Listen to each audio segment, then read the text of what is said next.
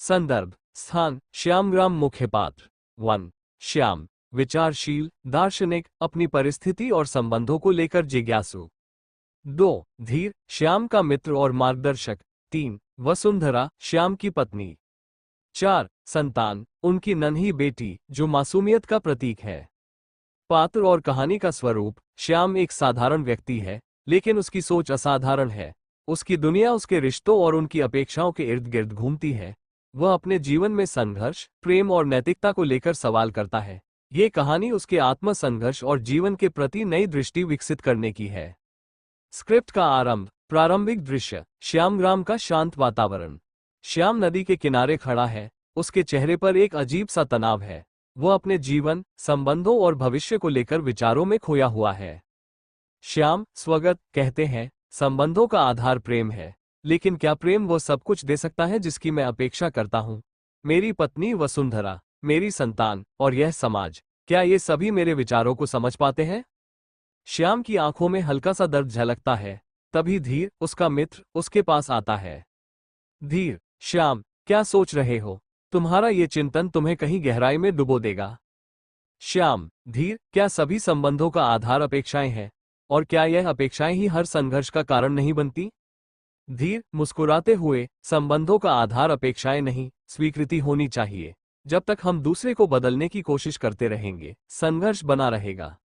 दृश्य 2 घर में श्याम और वसुंधरा का संवाद। श्याम घर लौटता है। वसुंधरा रसोई में काम कर रही है। उनकी बेटी मासूमियत से खेल रही है। वसुंधरा हल्की झुंझलाहट से, श्याम, तुम हमेशा अपने विचारों में खोए रहते हो, कभी घर की जिम्मेदारियों पर भी ध्यान दो। श्याम गंभीरता से, वसुंधरा, मैं ये सब हमारे भविष्य के लिए ही तो सोच रहा हूं, लेकिन क्या तुमने कभी महसूस किया है कि यह संघर्ष सिर्फ हमारे विचारों की अस्वीकृति से उत्पन्न होता है? वसुंधरा, तो क्या मैं तुम्हारे विचारों को स्वीकार नहीं करती? मैंने अपने जीवन को तुम्हारे लिए समर्पित किया है, क्या ये पर्याप्त नहीं है? श्याम संवेदनशीलता से, ये पर्याप्त है, लेकिन हमारे बीच जो भी तकरार है, वो केवल हमारी अपेक्षाओं का परिणाम है। क्या हम केवल एक दूसरे को वैसे ही स्वीकार नहीं कर सकते जैसे हम हैं? दोनों के बीच एक लंबी चुप्पी छा जाती है।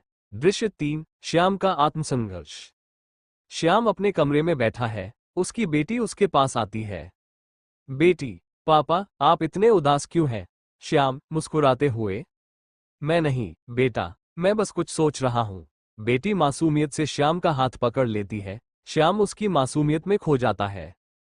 श्याम स्वगत, क्या यही सादगी जीवन का सबसे बड़ा सुख नहीं है? शायद मैं ही अपने जीवन को जटिल बना रहा हूं। दृश्य 4 धीर का मार्गदर्शन। श्याम धीर से मिलता है। दोनों गांव के मंदिर के पास बैठते हैं। श्याम, धीर, क्या तुमने कभी सोचा है कि न्याय और प्रतिशोध में कितना अंतर है? धीर, श्याम, न्याय करुणा से प्रेरित होता है और प्रतिशोध क्रोध से, लेकिन जीवन में सबसे बड़ा न्याय है खुद को बदलना। श्याम, पर क्या यह संभव है? क्या कोई अपने विचारों को इतनी गहराई से बदल सकता है? धीर, श्याम, परंपरा और धर्म के बीच वही संबंध है जो पत्थर और मूर्ति के बीच है। धर्म को उजागर करने के लिए पत्थर को तराशना पड़ता है। अपने विचारों को तराशो और देखो जीवन कैसे बदलता है। श्याम के चेहरे पर गहरी सोच उभरती है। दृश्य 5 श्याम का परिवर्तन। अंतिम दृश्य श्याम नदी के किनारे बैठा है। उसकी पत्नी और बेटी पास में खड़ी है। श्याम स्वगत, मैंने अपने रिश्तों में केवल अपेक्षाएं देखी, लेकिन अब मैं केवल स्वीकृति और प्रेम देखता हूं। संघर्ष नहीं, शांति मेरी दिशा होगी। श्याम खड़ा होता है, अपनी पत्नी और बेटी को देखता है।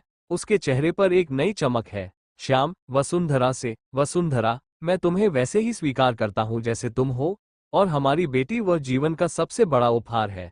वसुंधरा मुस्कुराती है। उनकी बेटी खुशी से दौड़ती है और श्याम को गले लगाती है।